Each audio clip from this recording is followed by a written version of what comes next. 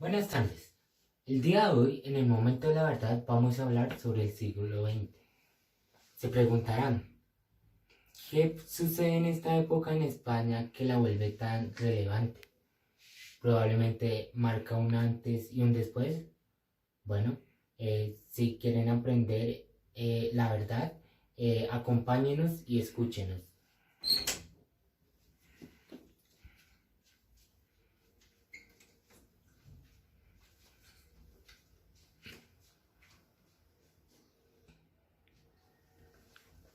Durante esta época en España, y de hecho a lo largo de la historia, siempre se ve marcado en la sociedad que existe ciertos estereotipos e ideales que marcarán la forma en la que deben actuar y pensar las personas. Estos estereotipos llegan a convertirse en el deseo y el sueño de las personas. En esta época precisamente podemos encontrar lo que es el machismo, a partir del cual se ve la mujer oprimida en la forma que debe actuar y como hasta dónde puede pensar. Pero bueno, la mujer no es la única perjudicada. También existe la guerra, que es causada por el hombre y su deseo de poder, que busca satisfacer por medio del control la opresión y lo que sería una supremacía sobre todos los demás. El hombre ha causado muchos problemas y ha sido el que se encarga de polarizar lo que existe entre bueno o malo, creando ideales o estereotipos.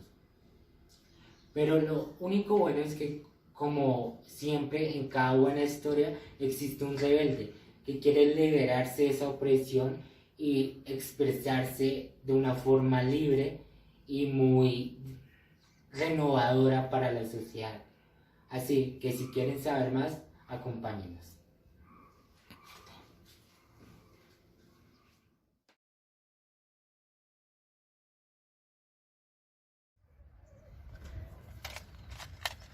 Por Dios, otro día más en esta guerra. Todo por poder y control. ¡Ah, arriba España!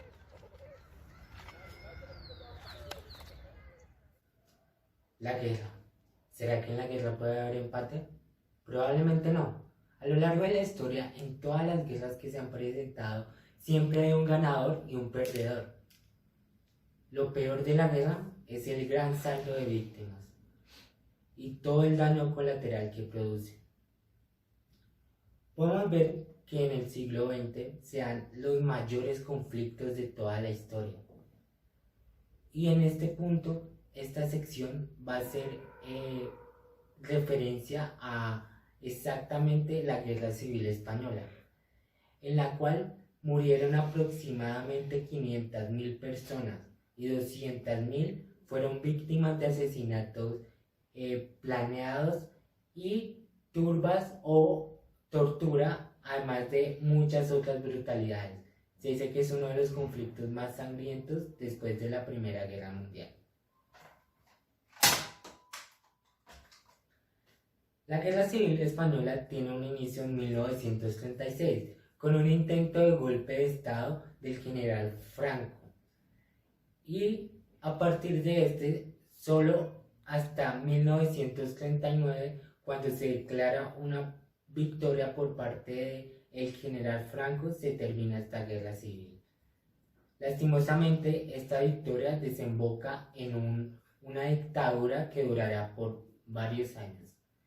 Bueno, durante este conflicto, los países extranjeros, a pesar de que firmaron un acuerdo de no intervención, hubo ciertos países que decidieron apoyar a lo que sería el general Franco y su dictadura militar.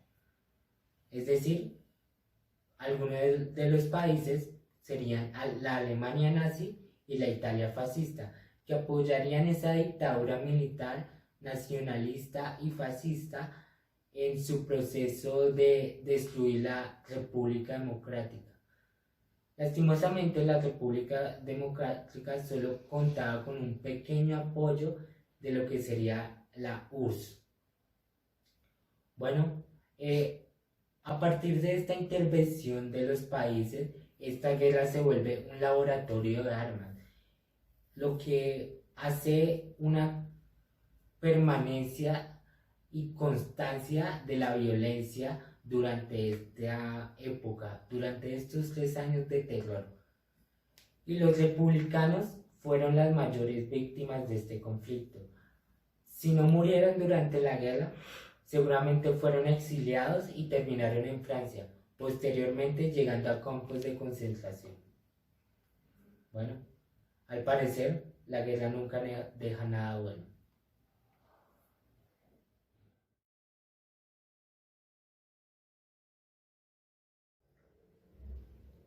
Buenas tardes, amigos del Momento de la Verdad.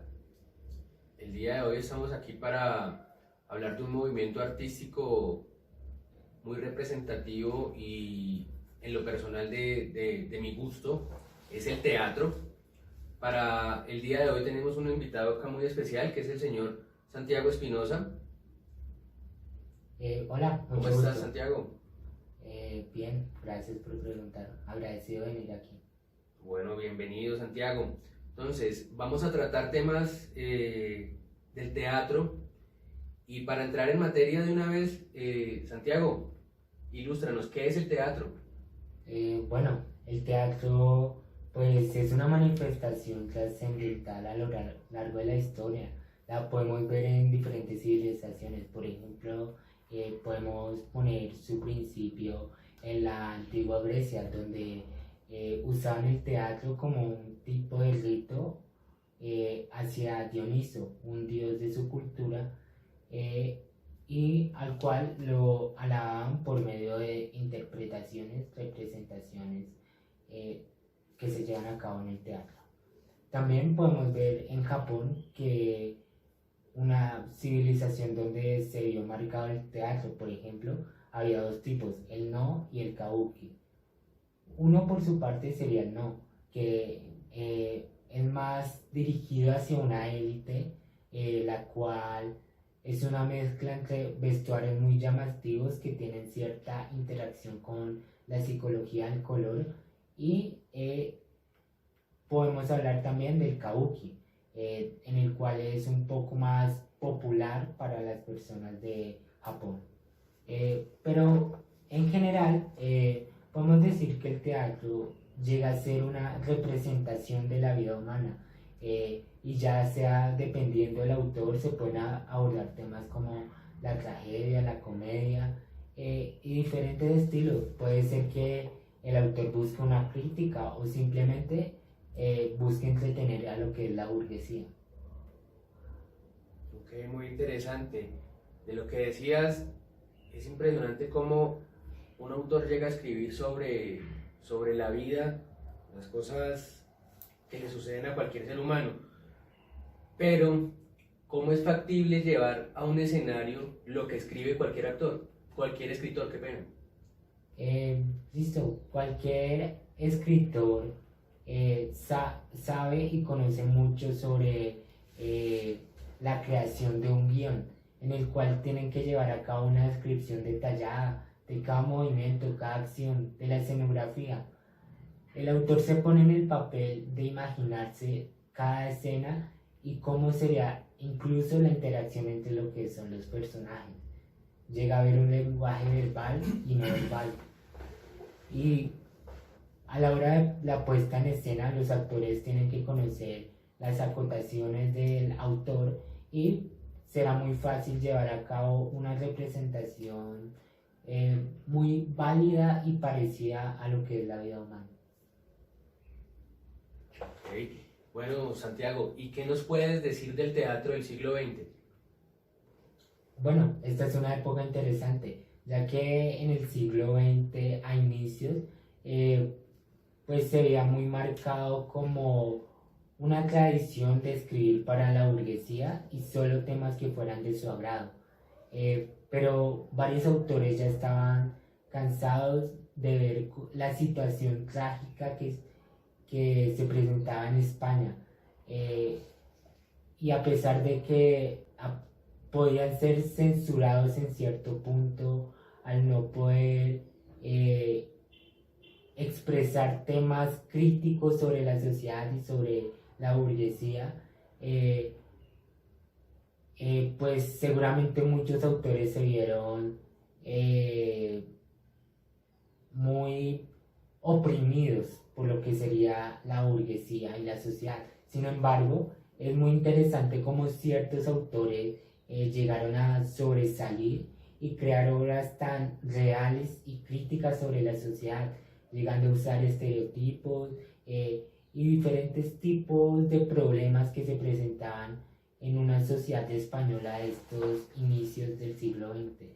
Considero que entre esa gran cantidad de autores, ya sea pertenecientes a la generación del 98 o la generación del 27, pienso que uno de los mejores sería Federico García Lorca.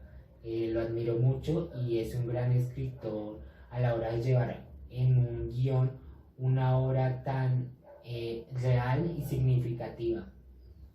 Ok. Te nos adelantaste un poco, pero en los datos que tengo sí sé que eres un admirador de Federico García Lorca. Hablando de las obras de él, ¿cuál consideras que es una de las mejores obras que tiene en su repertorio? Bueno, Federico García Lorca se dedicó a la lírica y la dramática, pero como dramaturgo considero que una de sus mejores obras era y es la Casa de Bernarda Alba. Es una obra en cierto punto interesante a la hora de ser analizada, ya que podemos ver cómo se llega a poner en un antagonismo a la sociedad que impone ciertos estereotipos sobre las personas y limitan principalmente a la mujer en esta época en su forma de actuar y pensar. Pues bueno, en esta obra, resumiéndoles un poco, pues es una madre que después de la muerte de su segundo esposo, obliga a sus 5 hijas a permanecer en 8 años de luto, pero la casa se vuelve como un lugar donde se desatan todos los conflictos y donde se puede conocer que a él, quien sería nuestra protagonista, es una chica, podría decirse que rebelde, que se cansó como de los estereotipos y que no aceptó esa mentalidad que le creó la madre a todas sus hijas en general. Es increíble cómo en cierto punto la sociedad llegó a poner a la mujer en un punto tan bajo y llegar a crear límites para las acciones de las personas y lo que puedan hacer.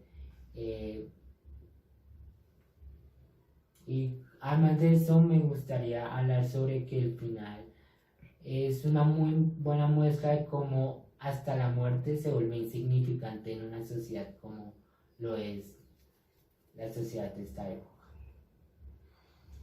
Ok, Santiago, de verdad que el teatro es una puesta en escena de la vida humana. Es increíble el análisis que nos haces en este momento de las obras de esa época, que realmente son muy críticas y muy analíticas sobre el entorno. No, pues no es más por el momento. Me queda por darte las gracias por acompañarnos en este momento, Santiago. Muchas gracias y las puertas están abiertas para una próxima ocasión. Con mucho gusto, me alegraría volver a verlo. Muchas gracias a todos, una feliz tarde.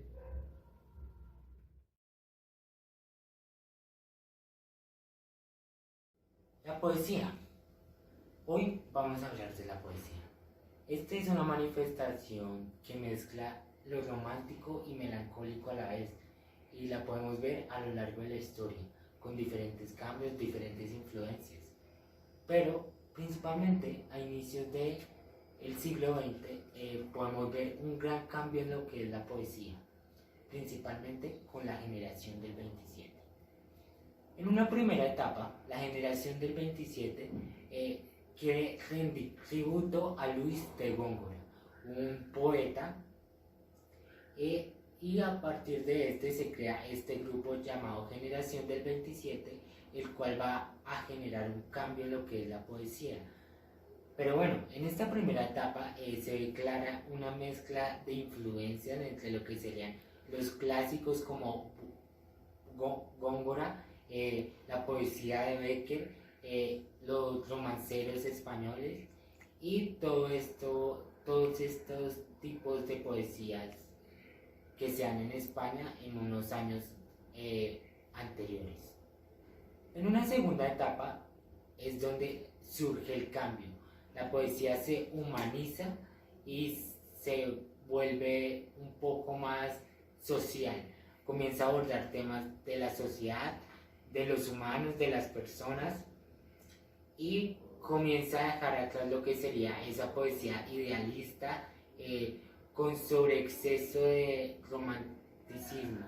Se dice que los poetas estarán cansados de lo que es el romanticismo y comienzan a crear esta nueva variante que se llamaría poesía humanizada. Pero bueno, durante esta época hay diferentes autores resaltantes de esta generación del 27. Por ejemplo, Federico García Lorca, también tenemos a el señor Salinas, Rafael Alberti, Damaso Alonso, Luis Cernuda y entre muchos otros. Algunos poemas representativos de esta época pueden ser Insomnio de Damaso, aquí en esta orilla blanca de Salinas, Amaranta de Alberti y He venido para hablar de Cernuda. En estos poemas se puede ver una clara influencia de lo que sería el surrealismo, el futurismo y el simbolismo. Y cada uno de estos autores se caracteriza por un increíble uso de la metáfora. Bueno, en una última y tercera etapa podemos hablar de cómo los autores tuvieron que ser exilados en su gran mayoría debido a que comenzó la dictadura y todos estos poetas escribían sobre temas que eran más de la república y que no le agradaban tanto a la dictadura militar. Entonces fueron exiliados y en este nuevo proceder de escritura se comenzó a ver una melancolía por su país. Sin embargo, hubieron ciertos autores que pudieron quedarse en España y siguieron escribiendo, formando parte y creando lo que sería una poesía posguerra.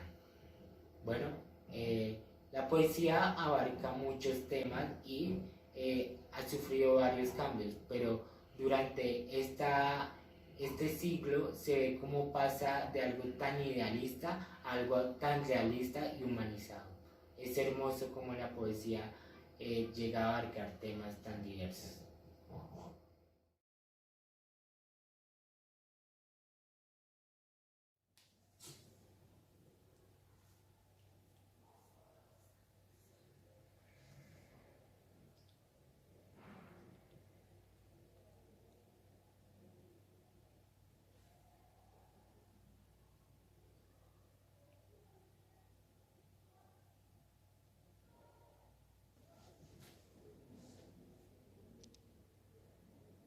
Antes de terminar, necesitamos leer un poema de Lorca.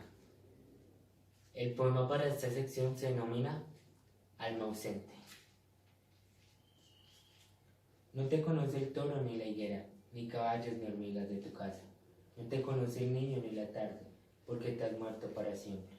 No te conoce el lomo de la pierna, ni el rasgo negro donde te destrozas. No te conoce tu recuerdo mudo, porque te has muerto para siempre. El otoño vendrá con caracolas, uva de niebla y montes agrupados, pero nadie querrá mirar tus ojos, porque te has muerto para siempre. Porque te has muerto para siempre, como todos los muertos de la tierra, como todos los muertos que se olvidan en un montón de pelos apagados. No te conoce nadie, no, pero yo te canto. Yo canto para luego tu perfil y tu gracia, la madurez insigne de tu conocimiento, tu apetencia de muerte y el gusto de su boca, la tristeza que tuvo tu valiente alegría. Tardará mucho tiempo en nacer, si es que nace, un andaluz tan claro, tan rico de aventura. Yo canto su elegancia con palabras que gimen y recuerdo una brisa triste por los olivos. Lastimosamente, todo lo bueno llega a su fin, y hasta aquí llega esta edición del Momento de la Verdad. Soy Sebastián Santamaría, su presentador favorito. Les deseo una buena noche. Hasta la próxima.